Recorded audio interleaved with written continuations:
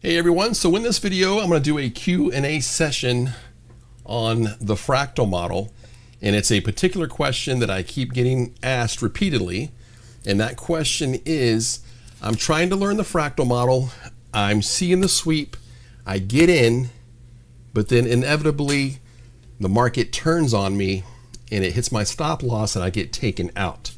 What am I doing wrong?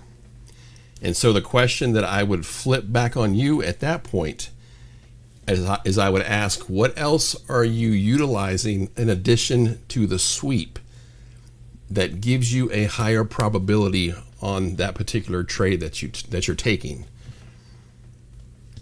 And so where I'm going with that is I'll give you what I use personally.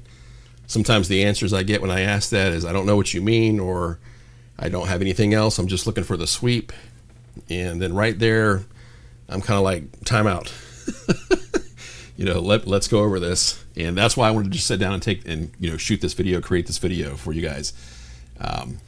Hopefully this will help you out. So if you've been following me on X for a while, all of the short 2-minute quick burst videos that I put on there, you guys have seen this over and over. You've seen me and heard me talk about this over and over. And I'll try to get better at putting more content like this on YouTube.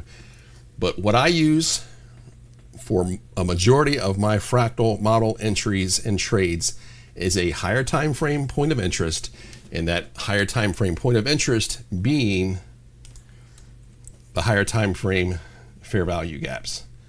Again, those who follow me, you see me post these all the time on X. It's usually some type of entry that comes down. There's three things that I look for in a higher time frame fair value gap, especially the 1 hour. And that's one reason, if you watch my previous videos, I stress so much and so often about marking these up. If you want to have an indicator do it, get an indicator that does it. If you want to mark them up manually like I do, and I don't mind doing that, then I would recommend you do that as well, because at least you can see where your internal range liquidity is resting and sitting at that point. So there's three things that I look for, especially on the 1 hour. I look for the initial tap. Let me go up to the 1 hour. So when there's a brand new fair value gap that forms, I want to see it come down and tap it.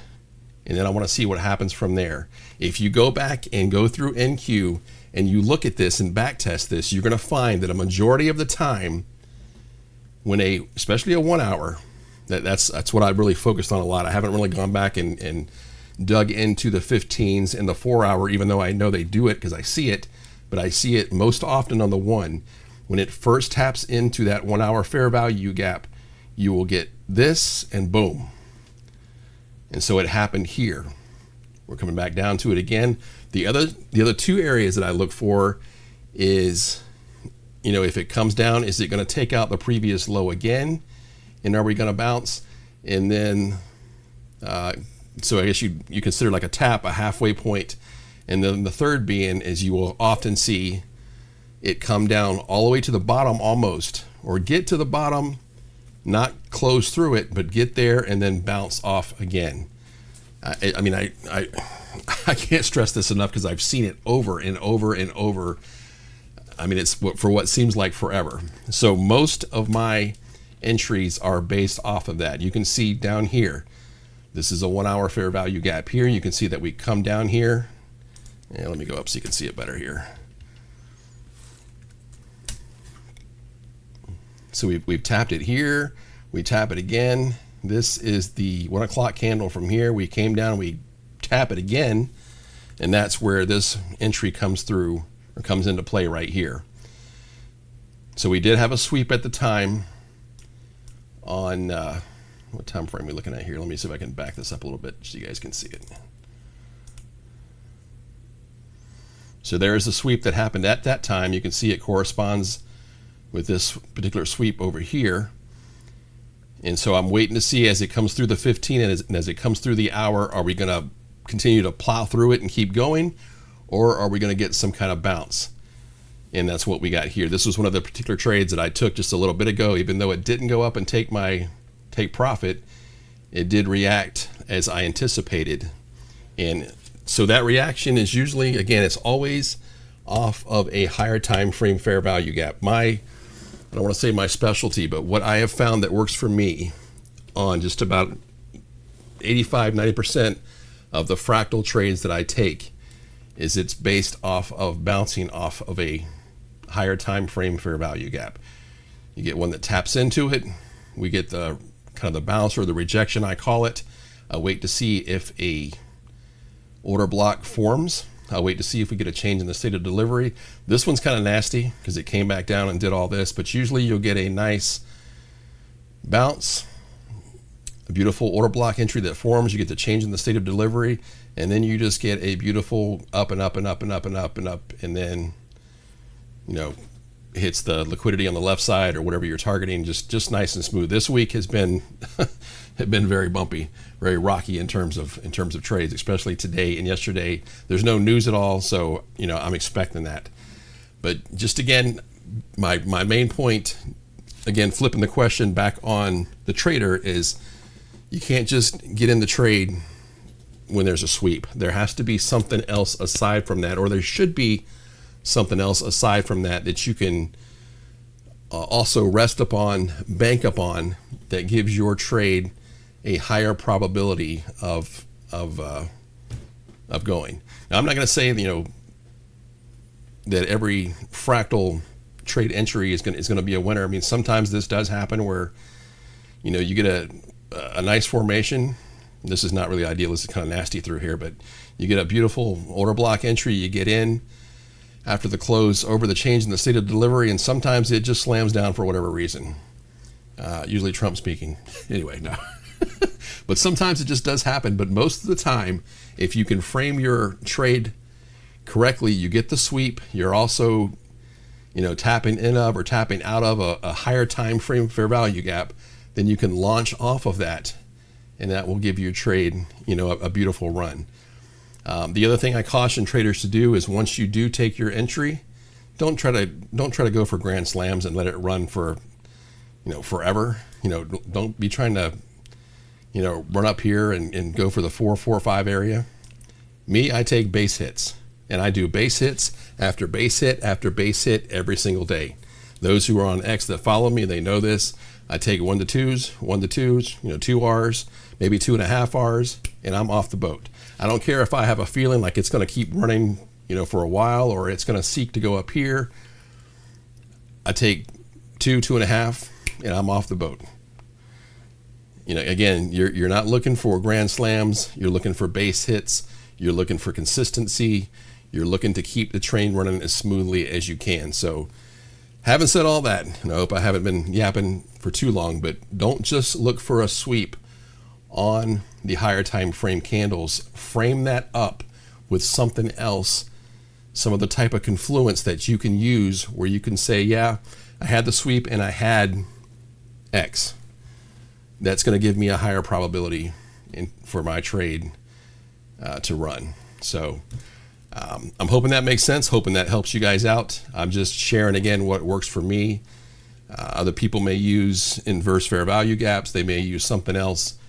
But what I have found the kind of the special sauce that works for me is the fractal sweep in conjunction with a higher time frame fair value gap, and most often it is the 1 hour. So again, like I said, those who follow me on X have seen me point this out, and again, I'm just sharing what works for me, and hope this helps you guys out a little bit. So anyway, I'm going to wrap this up and get this posted.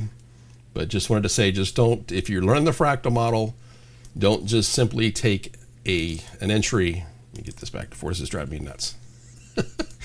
Don't just take an entry just because you know, oh, I got a sweep down here. Let me jump in. You know, you need something else. You need to frame your trade with something else, you know, behind that.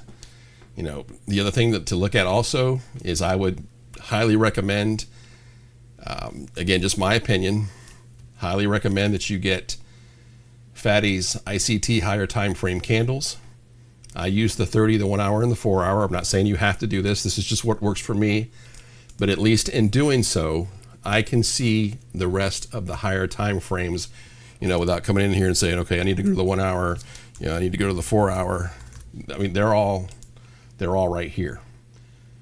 So you can see what's happening. It also plots this gray area as a fair value gap. You can change that to whatever color, but you can also see what's going on in these higher time frames. If you're in a trade, I look at the 15 and the 30 a lot, you can see, hey, okay, I'm in this trade, I'm in a long, I'm in a short. Are there any fair value gaps potentially that the indicator is marking up? You know, something else I need to look out for.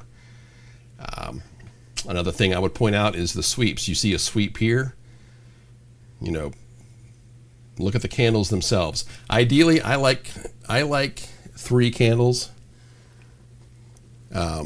for an entry. To me, that's kind of the ideal situation for me. You know, this, so you got, if you look here, this is 918 to, that's not too bad. It's just a matter of your, you know, your stop loss, because if you're going to use the change in the state of delivery right now, you know, or should know, that would be your entry if you're going to come off this fair value gap using this fractal sweep. Your entry would be once you get past this area here. So you've got to take into consideration, you know, this amount of possible stop loss if you're going to set your stop loss here, or if you're going to set it at the bottom of the low here. There's just some other things to think about. But again, the most important thing I would say right now in stress is just make sure, you know, don't get in just because you have a sweep. Use other confluences aside from that, so that way it makes your trade a higher probability. All right, guys, hope you enjoyed the video, and I encourage you to follow me on X, same name, ICT 2023 Trader.